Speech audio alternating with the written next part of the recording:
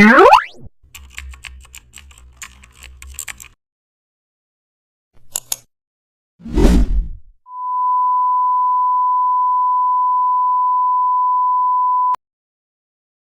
back to the channel. Don't forget to like, share and subscribe for more updates.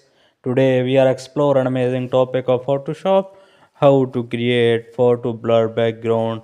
This is a clean method of Photoshop. First of all, open your photo, then press Ctrl plus J to duplicate the layer. Now go to the filter, select blur and also select Gaussian blur.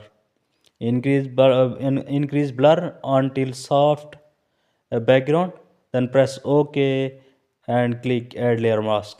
Select brush tool, set brush color black, paint over subject becomes clear. Adjust brush softness and refine edges slowly. Zoom in for accuracy.